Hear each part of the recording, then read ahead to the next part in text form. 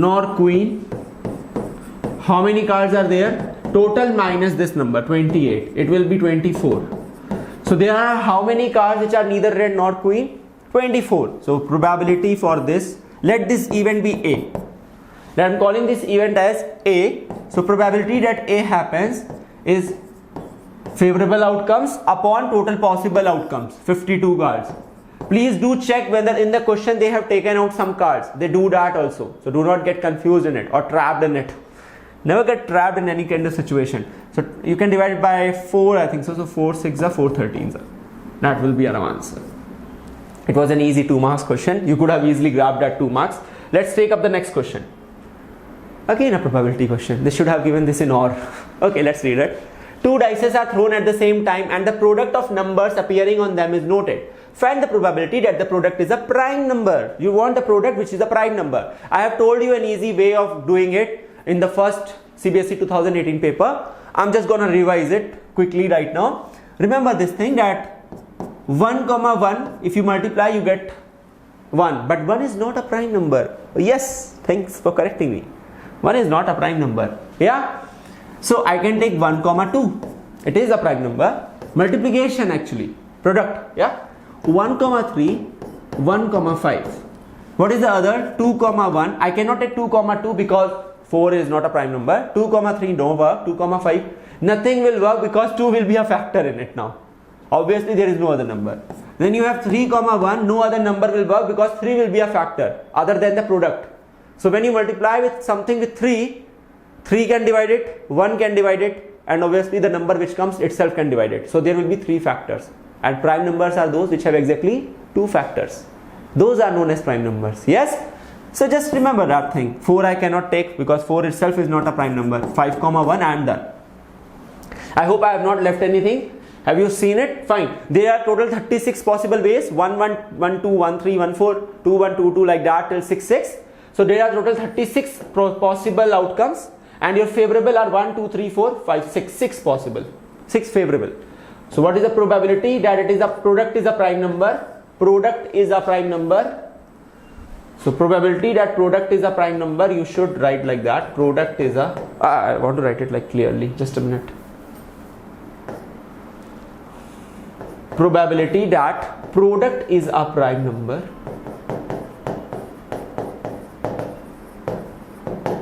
is 6 by 36. Favorable outcome upon number of outcomes. You can write favorable outcomes like this way.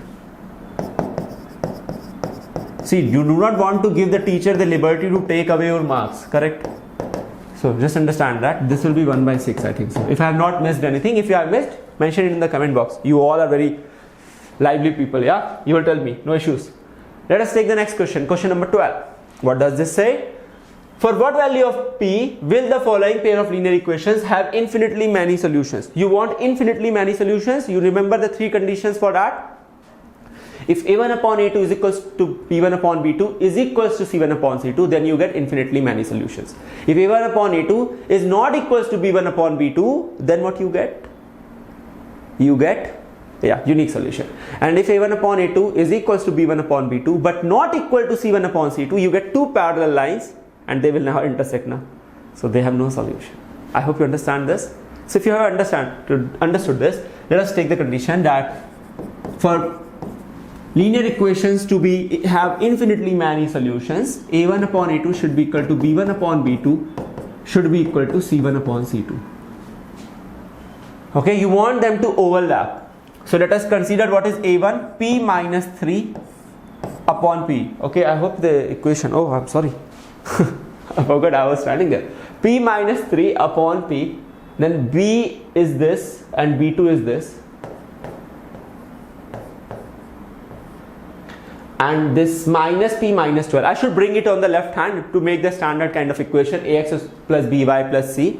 So I'm bringing minus p here. So it will be minus p, although nothing will change because both will be of the same sign, so they will cancel out. But still, for the sake of convenience, I'm doing this. I'm going to write the equations again so that there is no confusion left. What I have done, I do not want you to be confused. I want you to be happy.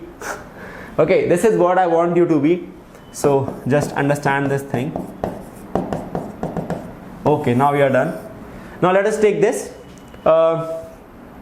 Let us take the first and the second. So p minus 3 upon p equals to 3 upon p. Generally we cancel p because p cannot be 0. Like that we say. Remember, there is a maths involved. I am telling you this maths. Try to understand it. You cancel p na. The reason you do it because you think that p is not 0, because you cannot cancel 0 with 0 in maths, and you have to like satisfy this condition that p cannot be 0, because if p is 0, this will be denominator and it will be making no sense. How can p be 0? And it is in the denominator. Moreover, if p is 0, this will become 0, this will become 0. This will tell me that 12 is equals to 0. How can 12 equals to 0? So that is also something you should have remembered. Okay, so you can cancel p. This will give me p is equals to 6. So from first place I got p is equals to 6. Let us take the next one. Okay, take the next one. You get minus 12 into 3 is equals to minus p into p. Obviously minus by can be cancelled out. So 36 is equals to p square. This will give me p is equals to plus minus 6. But I cannot take minus 6 because this only is satisfied for 6 positive. It is not satisfied for minus 6 positive. If it happened like there also we got plus minus 6, here also we got plus minus 6, then we will take both the values. Otherwise only the common value is taken. Only the common value is taken in this situation. In this situation, this word is very important. So answer is p is equals to 6 only. There is one more question where they make this line parallel. In that situation something happens. I'm not going to take that situation today. Just understand there is, in this situation you take the common values and do it. Done. Take the next question. Oh, Euclid. Hey, Euclid is too much. Euclid's divisional algorithm to find the HCF of two numbers. Process is simple. You write the long division of it and then you write the Euclid division lemma repeatedly. When you write Euclid division lemma repeatedly, it becomes the algorithm, correct? So if it happens like that, let us just divide it. Smaller number here, bigger number there, and just divide it. What shall we get? We will have 2 times, if I go, 2 times will go. So 2 5s are 10, 2 7s are 14, plus 1 15, 2 3 are 4 1 5, 550. I hope so I'm correct. What shall I get? 6, 7 and 1. I will make this as my divisor, so 275. I wish this doesn't go much further. I don't have this space. Okay, so 1 times will work. 176. This will give me 15 minus 6 9 and 16 minus 7 9. 15 minus 6 9 and 16 minus 6 7 9. Okay, so I hope this is fine now. Just take 176. 2 times won't work. 99. Why I'm getting a weird number? Oh, I got a weird number. I'm okay. I've got it. 77 1 is 77. I'm just dividing it. It is 22. It's keep on going like this. I'll be done. 77 it is. 22 3 is 66. 11. Oh, finally I got it. 22. 11 2s are 22. I'm saved. I do not wanted it to go beyond that. I hope you have read. It is readable. I'm just telling you right now what have I written. 275 into 2, I got 176. 176 1 times, I got 99. 99 I divided, I got 77. 77 I used with 99, I got 22. 22 I used with 77, I got 66, which I got 11. 11 2s are 22, I got 0. Fine, I'm writing it for you here. Just remember, I'm writing Euclid division algorithm. If I do not write this, he will take away my 1 mark, which I don't want to give him. Okay, so let us understand this. So 726, dividend is equals to divisor into quotient plus remainder. Like that situation, you have 275 is equals to 176 into 1 plus 99. Similarly, you have 176 equals to 99 into 1 plus 77. Then you have 99 is equals to 77 into 1 plus 22. Then you have 77 is equals to 22 into 3 plus 11. You have to write dividend is equals to divisor into quotient plus remainder. So 22 is divided by 11 into 2 plus 0. Remember how I can write it without seeing that also. Just to tell you, 275 is the number here. The divisor becomes the dividend. This is the rule, that divisor becomes the dividend, and then you write the remainder as your divisor. The remainder becomes a divisor. The remainder becomes a divisor. The remainder becomes a divisor. That's the rule. Remainder becomes a divisor. Divisor becomes a dividend. It's a chain, okay, and nothing else. Let's take the next question. Simple it was. It is. Just you have to write that steps using Euclid division algorithm. I forgot to write. You should write it. Find the zeros of the following polynomial. So the polynomial is 5 root 5 x square plus 30x plus 8 root 5.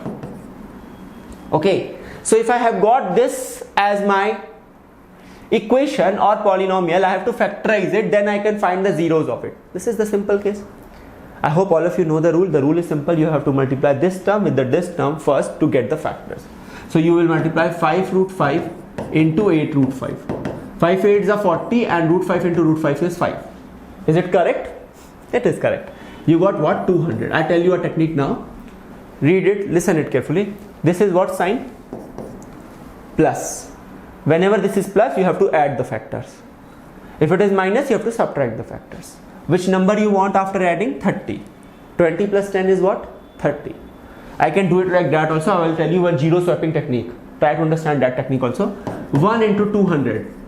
If I add these two, will I get 30? What are you kidding, man? How is it possible? But if I swap zeros,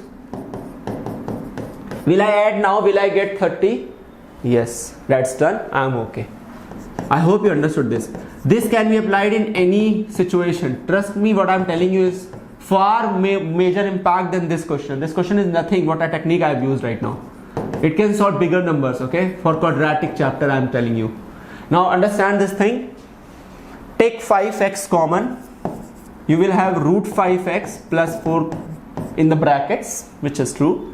Here you see this, you notice that okay, 2 can divide 10 and 8 also, so 2 should be going, but that's okay. But can you think that 2 5s is 10? So actually 10, this 5 can be written as root 5 into root 5. Do you all people agree with it? What do you say? So 2 5s are 10. I can write 5 as root 5 into root 5. Then I will get 2 root 5. So I can take actually 2 root 5 common. And then I'll be left with root 5x. Yes, root 5 into root 5 will become 5. That's why. Since root 5 has gone, 2 has also gone. So 4 will be left. I have factorized it. Finally, we have done with that. And this is the situation. Final situation. Okay. Now it's very simple. What you have to do now, equate it to 0 because you are asked to find the zeros of the polynomial. So this is the px polynomial that you just factorize right now. Now just use it and put a 0. When I put it 0, either this factor can be 0 or that factor can be 0. So what shall I get? I'll get x is equals to minus 4 by root 5 or x is equals to minus 2 root 5 by 5. And that is our rule, zeros or roots or the answer, whatever you want to call it. It's your choice. I'm not going to stop you ever. These English terms I want to stop you. Mathematical conditions, theorems I will stop you every time. Okay. So this is clear. Okay. Let us take the next question. Oh, this is the solution you have. Check the solution. You have got the same. Okay. They have like rationalized it. It's okay. 4 by root 5, they have just rationalized it, okay, if you are able to see it, and nothing else. Okay, fine. Question number 15. So in question number 15 what happens? Oh, it's kind of a equation, okay, big equation, word problem. We'll go slow in this, okay. Let me just go slow in this. This is, I found every student faces this difficulty in distance time problems, okay. So let's go slow. Places A and B are 80 kilometers apart from each other on a highway. A car starts from A and another from B at the same time. If they move in the same direction, they meet in 8 hours, and if they move in towards each other, they meet in 1 hour 20 minutes. Find the speed of cars. Very simple question it is if you think in real sense. So if I keep two people at two places and I ask them move in the same direction, then obviously they will meet. But this person will cover some distance and this person has to cover an extra distance.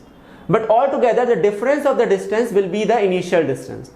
If I subtract this distance, the biggest one, and the person who has traveled from this place to this place, that distance will always be the same fixed distance. What I am trying to say is, if I have 2 points, try to understand this thing, and there are two places, what is starting? Car is starting. So consider that I have 2 cars. This is my car A.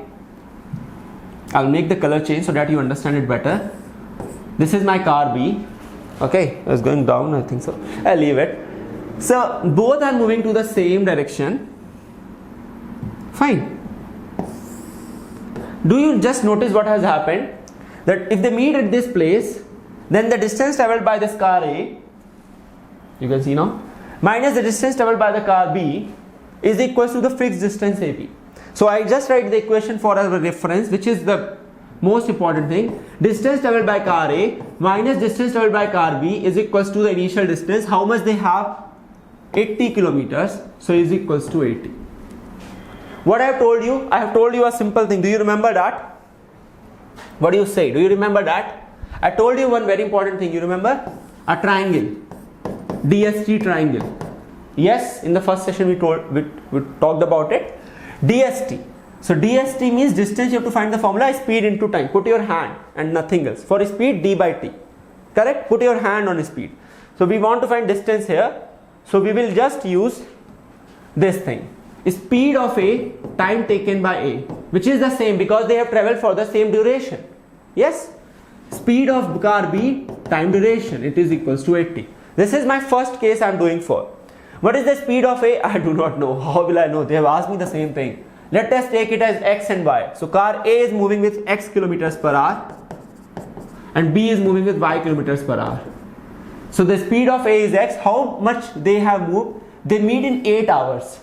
It means they have traveled for 8 hours continuously. So it is 8x minus 8y is equals to 80. Yeah, you are smart. I also know it. You consider me not smart. What is that? So x minus y is equals to 10. Yeah, I also saw this. That 8 was going common. I have the equation 1. Have you all understood it? If you have, appreciate this fact that you can now build the second equation on your own. Now they are moving in the second, like in the other direction. Let me just take up a new page. So now the situation is kind of a different in this way that the two cars are now gonna meet at a point between because they are traveling in the same direction, opposite direction. Okay, so they are traveling in the opposite direction. Now if they are traveling in the opposite direction, they will meet somewhere here, anywhere, I do not know, but the distance traveled by first car and the distance traveled by the second car, yes, correct, the sum will be equal to the initial distance they were apart, which was 80 kilometers. But how long they traveled? I remember the value. 1 hour 20 minutes they traveled. 1 hour 20 minutes. Just convert it directly into hours. So 1 plus 20 minutes is 20 by 60. This will give me 1 by 3. This will give me 4 by 3 hours. So how long did they travel? They traveled for 4 by 3 hours. Do you remember? Just remember this value, okay? So first speed is x and the other is y. The speeds have not changed, okay? All of you please understand this. The speed has not changed. The speed is still the same. The only thing that is happening right now is they are moving in opposite directions. So they are meeting in between somewhere. That's okay. So now we will have speed into time is the distance, or I should write the initial formula so that you understand. Distance traveled by car A plus distance traveled by car B is equals to 80. Yes, and if it is true, speed into time, so I have got 4 by 3x plus 4 by 3y is equals to 80. Yeah, I can take out 4 and I can cancel it, which is so much easier, and multiply 3. So first I am taking 4 common, I am dividing it there. So x plus y is equals to 20. I taken out 4, I divided 80. Now I am sending 3 to the other hand. X plus y is equals to 60. This is my second equation, and I hope you all understand this. Now you have got how many equations? 2 equations. X minus y is equals to, it tells the it was, I think so. Let's check it. Do it fast. X minus y is equals to 10 and x plus y is equals to 60. X minus y is equals to 10 and x plus y is equals to 60. Fine. We have got it. Now what we have to do? Just add this equation now. Why you want to do anything extra? 2x is equals to 70, x is equals to 35, and just put x 35 in this equation. I will never put in this equation. This is minus y. I will never put it. You want to put it, it's your choice. I will never stop it. I have told you for Algebra simplifications, I'll leave it to students. Whatever you wish to do, you have to get the same answer after simplification. So y is 25. Do not write like this will be wrong. They will take away 1 marks of yours. Write speed of car moving for, not cart, car. Car moving from A is 35 kilometers per hour and car moving from B is 25 kilometers per hour. And we are done and we are happy. Have you all understood that? So see, this was our 15th question. It was of 3 marks, not of 2 marks. So that is why it was lengthy. Okay. So I hope you have understood these 10th, 11th, 12th, 13th, 14th, 15th. I think 6 questions. Okay. 6 questions. Okay. I should not have done like that. Fine with it.